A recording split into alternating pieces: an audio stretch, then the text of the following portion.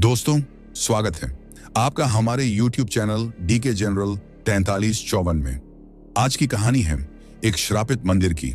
ये कहानी सुनकर आपको सच में बहुत ज्यादा डर का एहसास होने वाला है। दोस्तों, अगर आप लोग हमारे चैनल पर नए हैं तो प्लीज चैनल को जरूर सब्सक्राइब करें ताकि ऐसे ही कहानी आप लोगों को मिलता रहे। और आप कमेंट करके बताइए कि आप हमारी कहानी कहां से सुन रहे हो और आपका नाम क्या है। तो चलिए कहानी सुनते हैं अनिरुद्ध की जुबानी से। नमस्कार दोस्तों, मेरा नाम अनिरुद्ध है और मैं राजस्थान के एक छोटे से गांव में रहता हूं। यह किस्सा आज से 8 साल पहले का है, जब मैं अपनी बीए की पढ़ाई कर रहा था। कॉलेज की छुट्टियों में मैं अक्सर अपने गांव लौट आता था। इस बार भी मैं गांव आया हुआ था।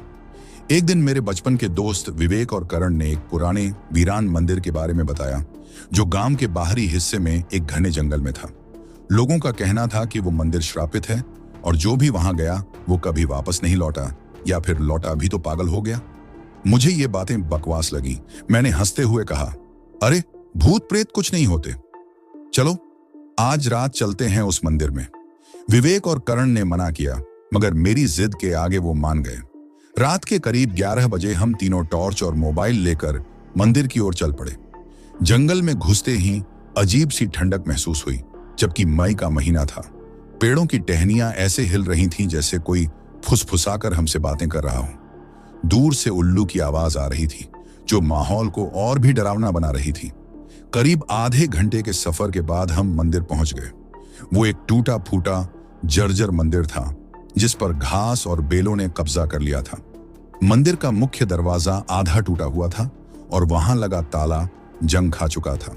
मंदिर के ऊपर एक भगवा ध्वज लहर रहा था, जो हवा में फटफटाता हुआ बड़ा ही रहस्यमयी लग रहा था। हमने दरवाजे को जोर लगाकर खोला और अंदर दाखिल हुए। अंदर घना अंधेरा था। टॉर्च की रोशनी में हमें मंदिर का मुख्य गर्भगृह दिखा, जहां एक प्राचीन मूर्ति थी। मूर्ति के चारों ओर सूखे फूल और टूटी हुई माला पड़ी थी। तभी करण ने धीमी आवाज में कहा, भाई, यहां किसी की आहट सुनाई दे रही है। मैंने कहा, बकवास मत कर। लेकिन अगले ही पल मुझे भी ऐसा महसूस हुआ जैसे कोई हमारे पास खड़ा है। हमें लगा कि यह हमारा भ्रम होगा, मगर तभी हमें मंदिर के कोने में एक छाया दिखाई दी। वो किसी औरत की परछाई थी, जो मंदिर की दीवार से सटी हुई खड़ी थी। उसकी आंखें लाल थीं और उसके होंठ हिले, मगर आवाज नहीं निकली। हमने डर के मारे दौड़ लगाई, मगर जैसे ही दरवाजे की ओर बढ़े, दरवाजा अपने आप बंद हो गया। मंदिर के अंदर भयानक ठंडक बढ़ गई। अचानक हमें एक फुसफुसाहट सुनाई दी, क्यों आए हो मेरे घर में? हमने पलटकर देखा तो वो परछाई अब एक औरत का रूप ले चुकी थी। उसका चेहरा विकृत था, उसकी आंखों से खून बह रहा था। वो हमारी ओर बढ़ी। करण ने हनुमान चालीसा पढ़ना शुरू की, लेकिन उसकी आवाज कांप रही थी। तभी उस औरत ने भयानक चीख मारी। मैंने हिम्मत जुटाकर अपनी जेब से मां दुर्गा का ताबीज निकाला और जोर से जय माता दी बोला। जैसे ही मैंने ताबीज उसकी ओर बढ़ाया, वो औरत चीखती हुई हवा में विलीन हो गई। हम किसी तरह दरवाजा खोलकर बाहर भागे। बाहर आकर हमने राहत की सांस ली। अगले दिन हम गांव के बुजुर्ग दादा राम प्रसाद के पास गए। जब हमने उन्हें मंदिर की सारी बात बताई तो उनके चेहरे का रंग उड़ गया। उन्होंने बताया कि वो मंदिर पहले एक साधु का आश्रम था। साधु ने गांव वालों की मदद की थी, लेकिन एक दिन कुछ लालची लोगों ने उसे मारकर वहां गड़ा हुआ खजाना लूटने की कोशिश की। मरते मरते साधु ने श्राप दिया कि जो भी उस मंदिर में खजाने की चाह में कदम रखेगा, उसकी आत्मा वहीं भटकती रहेगी। रामप्रसाद दादा ने यह भी बताया कि उस मंदिर में कई लोगों की जान जा चुकी है और वहां जो आत्मा थी वो उन्हीं भटकती हुई आत्माओं में से एक थी। आज भी वो मंदिर वहीं है, उजड़ा हुआ, वीरान। लोग वहां जाने से कतराते हैं। हम तीनों ने कसम खाई कि अब कभी उस मंदिर की ओर कदम नहीं रखेंगे। उस घटना के बाद हमारी जिंदगी पहले जैसी नहीं रही। करण, विवेक और मैं भले ही बचकर आ गए थे, लेकिन उस रात का डर हमारे जहन में घर कर गया था। कई हफ्तों तक हम तीनों बुखार में तपते रहे। रात को सोते सोते हम चीख उठते थे। करण को अक्सर सपनों में वही औरत दिखती थी जो उसकी ओर बढ़ रही होती थी। विवेक ने तो गांव छोड़कर शहर में नौकरी कर ली ताकि वो उस जगह से दूर रह सके। मैं गांव में ही रहा, लेकिन मेरे साथ अजीब घटनाएं होने लगी। कभी दरवाजा अपने आप खुल जाता, कभी घर में जलता दिया अचानक बुझ जाता था।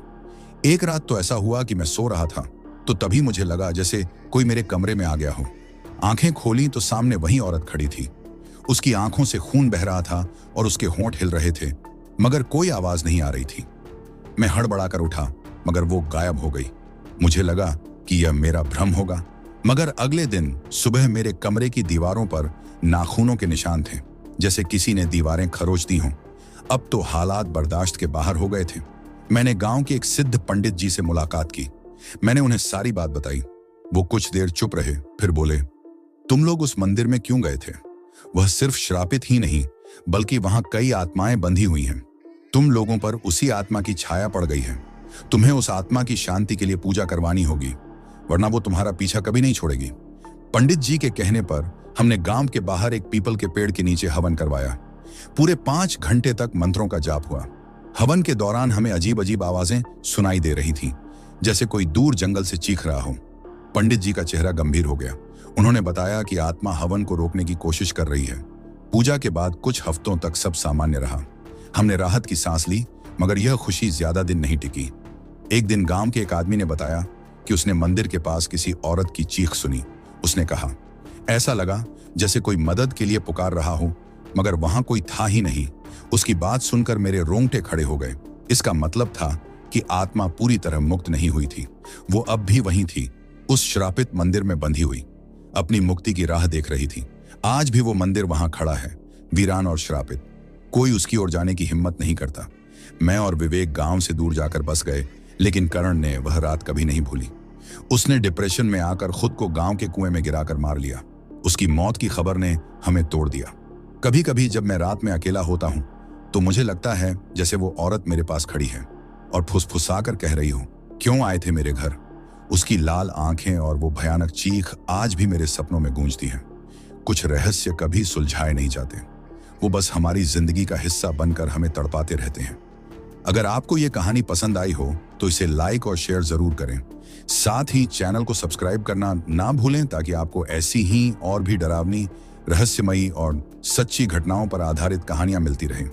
अगर आपके पास भी कोई ऐसा खौफनाक या रहस्यमयी अनुभव है तो हमें कमेंट में जरूर बताएं। हो सकता है अगली कहानी आपकी हो। तो चलिए मिलते हैं अगली कहानी में, एक नए रहस्य, एक नए डर के साथ। तब तक सुरक्षित रहिए और रात को अकेले बाहर निकलने से बचिए। धन्यवाद।